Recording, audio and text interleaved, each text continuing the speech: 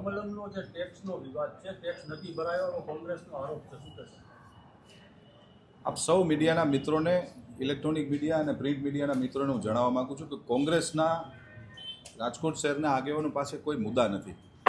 ભૂતકાળની અંદર કાલાવ રોડ પર આવેલ BAPS સ્વામિનારાયણ સંપ્રદાય કે જે આજે વિશ્વનું સૌથી મોટામાં મોટું સંપ્રદાય છે, પરમ પૂજ્ય વંદનીય પ્રમુખ સ્વામી મહારાજ સાહેબનું જે મંદિર છે, એમનો પણ વિષય લઈને કોંગ્રેસ નીકળ્યું હતું. હું કાયમ કહેતો આવું છું કે કોંગ્રેસના મિત્રોએ પ્રજાકીય કામો માટે અચૂકપણે રસ લેવો જોઈએ. આજની સ્ટેન્ડિંગ કમિટીમાં પણ કોંગ્રેસના વોર્ડના કોર્પોરેટરના મિત્રોના અમે વિકાસ કામો કર્યા છે. જે વિષય કમલમ કાર્યાલયનો આપ કોંગ્રેસના મિત્રો જે આરોપ મૂકે છે, એમને કદાચ ખબર નથી કે પણ એક વહીવટી પ્રક્રિયા હોય છે કે જ્યારે કોઈ પણ બાંધકામ પૂર્ણ થતું હોય છે ત્યારે એનું બાંધકામનું કમ્પ્લીશન સર્ટિફિકેટ આવતું હોય છે. કમ્પ્લીશન સર્ટિફિકેટ આવ્યા બાદ એની કાર્પેટની આકારણી કરવામાં આવતી હોય છે. એ આકારણીને સ્વાભાવિકપણે સમય મર્યાદાઓ થતી હોય છે. રાજકોટમાં કોઈ 80 વારનું મકાન બનાવે કે 800 વારનું મકાન બનાવે કે 100 વારનું મકાન બનાવે, એ મકાન લીગલ હોય ત્યારે એને કમ્પ્લીશન સર્ટિફિકેટ મળતું હોય છે અને કમ્પ્લીશન બાદ એની આકારણી થતી હોય છે. એવું જરાય નથી કે ભારતીય જનતા પાર્ટીનું કાર્યાલય છે એટલે એની આકારણી લેટ થાય છે.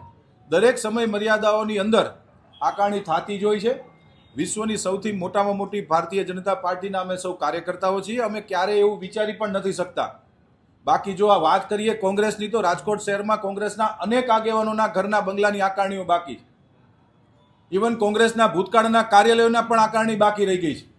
એવું નથી હોતું ભારતીય જનતા પાર્ટી શું કરવાને બાકી રાખે ભાઈ, પણ એની એક પ્રક્રિયા હોય છે કોર્પોરેશનની. એ પ્રક્રિયામાંથી દરેક વ્યક્તિએ પાસ ઓન થવું પડતું હોય છે.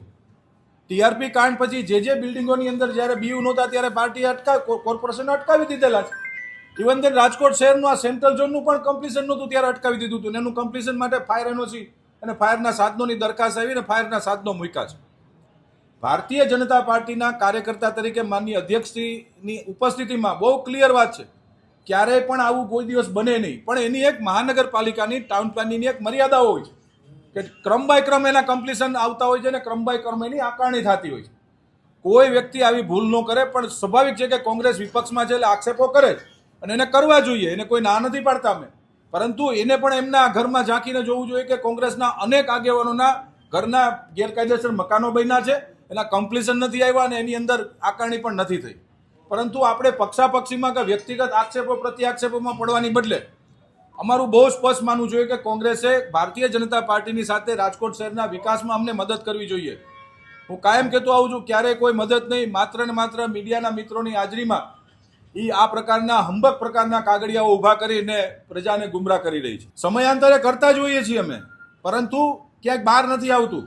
બાકી સમયાંતરે કરતા જ હોઈએ છીએ. કોઈ પણ વ્યક્તિના ગેરકાયદેસર હોય છે, કોઈનું BU બાકી હોય એને એની કમ્પ્લીશન સર્ટિફિકેટ જેના બાકી હશે એનું ક્યારેય આકારણી ન થાય, કાયદાના નિયમ મુજબ નથી થતી. એવા ઘણા બધા મકાનો છે એની ઉપર અમે કાયદાકીય કરતા હોય છે કાર્યવાહી, પણ અમારી ખાનદાની છે કે અમે કોઈના નામ નથી બહાર પાડતા.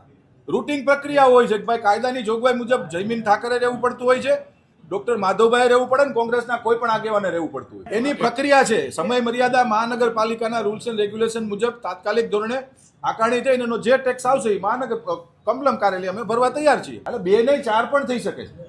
એવું હું આપને એટલે જ સમજાવવા માંગુ છું. નહીં, જ્યારથી કમ્પ્લીશન સર્ટિફિકેટ આવ્યું હોય, 2 વર્ષ પહેલા કમ્પ્લીશન આવ્યું છે, ત્યારથી આકારણી ગણવામાં આવશે કોઈ પણ બિલ્ડિંગની. એવું નહીં કે આજે આકારણી થઈ તો આજથી ટેક્સ ભરવાનો આવે. એના રોટેશન મુજબ એ લોકો આકારણી કરતા હોય છે અને જ્યારથી કમ્પ્લીશન સર્ટિફિકેટ મળે ત્યારથી જ એનું ટેક્સ અમે ભરવા પાત્ર કોઈ પણ વ્યક્તિને ભરવા પાત્ર હોય છે. એવું સ્પેશિયલ એવું કોઈ એક્સેસ નથી કે કમલમને કે કોંગ્રેસ કાર્યાલયને અમે લોકો બાદ કરીએ. અમારે ભરવાનો જોઈએ, અમે ભરવાના જ છીએ. કોર્પોરેશનના નિયમ મુજબ આકારણી થઈ અને જ્યારે અમારી પાસે આવશે એટલે સેમ ડે આ પ્રક્રિયાને પૂર્ણ કરવામાં આવશે. કોંગ્રેસ પાસે બીજા કોઈ મુદ્દા નથી. એટલે આવો સાવ નાનો મુદ્દો લઈ કે જેની વહીવટી પ્રક્રિયાની પણ એમને ખબર નથી એવો મુદ્દો લઈને આવે છે. એમણે બીજા કામો ઉપર ધ્યાન દે તો વધારે સારું છે. આ ભારતીય જનતા પાર્ટીના કાર્યાલયનો જે મુદ્દો છે એ નિયમ મુજબ આકારણી થઈ અને આવી જશે એટલે સેમ ડે વેરો ભરાઈ જશે.